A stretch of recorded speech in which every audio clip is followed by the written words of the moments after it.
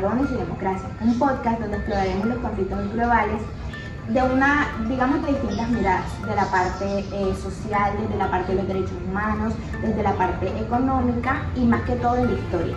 Hay que tener algunas preguntas que son, ¿qué hay detrás de este conflicto? ¿Por qué tiene tanta importancia en la geopolítica mundial?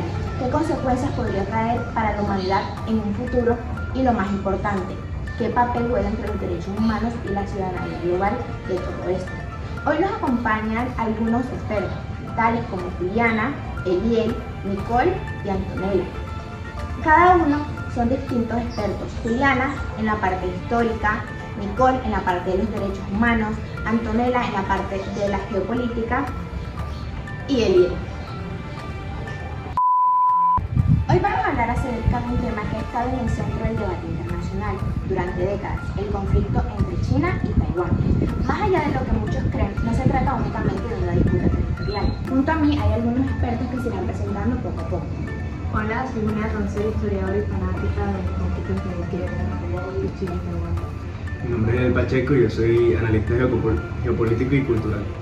Mi nombre es Nicole Santiago y soy experta en derechos humanos. Mi nombre es Antonella González y soy analista geopolítica y económica. Bueno, este conflicto tiene como raíces profundas por allá a mediados del siglo XX. Tras la Guerra Civil de China, que fue en 1949, el Partido Comunista Chino, que se estaba liderado por Mao Zedong, tomó el control del continente y fundó la República Popular de China. Aquí es donde el gobierno, que estaba derrotado en Kuomintang, se refugió en Taiwán. Justamente ahí estableció un régimen independiente que con el tiempo se fue evolucionando hacia una democracia. Desde entonces China pues ha considerado a Taiwán como una provincia rebelde, pero lo cierto es que Taiwán ha desarrollado una identidad propia, o sea, no es solamente una provincia rebelde, es un sistema político que es distinto y es una sociedad que está marcada por valores democráticos. Bueno, es justamente esto que se crea este pleito geográfico. No se crea solamente un problema por la geografía, sino una lucha entre dos narrativas históricas, la de Beijing, que reclama una unidad territorial, y la de Taiwán, que defiende su autonomía y su experiencia democrática. Exacto, y en esos caminos se definieron libertades esenciales. Taiwán tiene elecciones libres de prensa y pluralismo religioso. En contraste, China mantiene un sistema que censura Internet, controla la opinión pública y también vigila masivamente a sus ciudadanos. Desde durante la perspectiva de los derechos humanos, estamos frente a un choque que los modelos de civilización. China teme que el ejemplo de Taiwán inspire a otros pueblos dentro de su territorio a reclamar autonomía o cierta libertad. Y bueno, y es que es aquí donde hay otro conflicto y es el de la identidad. Muchos jóvenes taiwaneses no se sienten chinos, puesto a que su cultura, la manera en la que viven y todas sus vivencias son demasiado distintas a las que podría tener una persona china. Aunque sean igualmente del mismo territorio, se ven separados por su cultura. Aunque hagan parte como tal de China, se ven separados, como ya dije, por su cultura y porque no tienen la misma vida, no tienen como los mismos principios, las mismas ideas e ideologías, muchas diferencias. Coméntanos, Antonella, ¿por qué Taiwán es tan importante en la producción de microchips? Taiwán es mucho más que una isla, representa el corazón de la industria tecnológica mundial. Produce más del 60% de los microchips y semiconductores que utilizamos en los celulares, automóviles, satélites y sistemas de defensas. Ok, Antonella, gracias por esa información. Pero coméntanos, ¿por qué el Mar del Sur de China es considerado un punto tan crítico para el comercio mundial? Su ubicación en el Mar del Sur de China la convierte en un punto estratégico para el comercio global. Por esa ruta circula casi un tercio del transporte marítimo mundial. ¿Por qué Taiwán reclama a China como propio? Si China lograra controlar a Taiwán, obtendría una ventaja enorme sobre la economía global. Por eso, Estados Unidos, Japón y otras potencias no están dispuestas a permitirlo.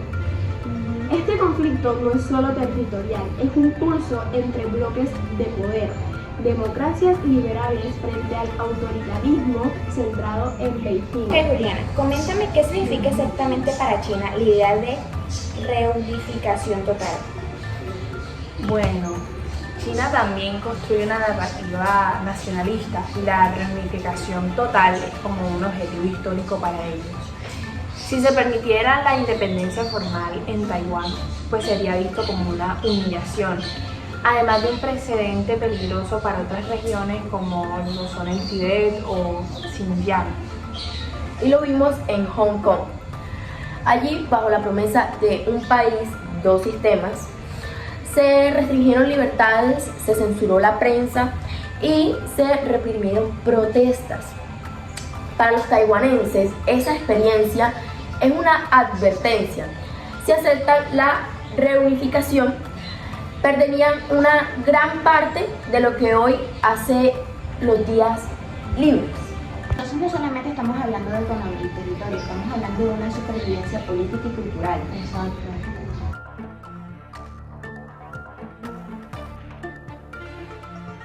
Y lo que pasa es que si se da un conflicto armado entre estas dos partes, es decir, Beijing y Taiwán, muchas personas se verían afectadas, hubiesen muertes, hubiesen gente damnificada, gente que ya no va a tener la misma calidad de vida que tenía antes o que va a durar mucho tiempo en volver a conseguirla. Gente inocente. Y esto no es más que una situación estratégica, es una situación de un problema humano. Exactamente, el derecho de la autodeterminación de los pueblos siempre va a estar en juego. Obligar a Taiwán a reunificarse sería una violación gravísima al derecho internacional. La humanidad no puede normalizar que un pueblo sea absorbido por la fuerza.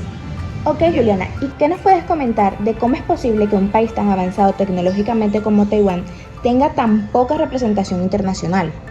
Bueno, Taiwán, además de que enfrenta un aislamiento diplomático constante, hay muchos países que no lo reconocen como oficialmente un país porque temen represalias de China, y es como una democracia de primer nivel tecnológico, pero sin voz en la mayoría de los casos y en la mayoría de organismos internacionales como la ONU. No tiene voz porque justamente se le ejerce una fuerza de parte de China y otros países no lo quieren reconocer como un país oficial. Entonces es por eso, principalmente. Y no olvidemos lo militar. China ha intensificado ejercicios cerca de la isla y Estados Unidos ha respondido con presencia naval. El riesgo de una escalada, incluso nuclear, no puede descartarse.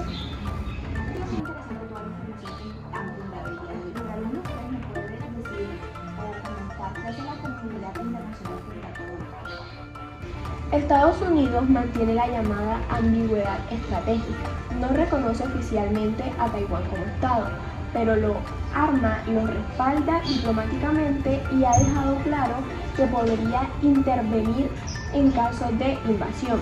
Japón, Australia y algunos países europeos también han mostrado apoyo, pero China utiliza su enorme poder económico para presionar a gobiernos y empresas que deciden respaldar a Taiwán.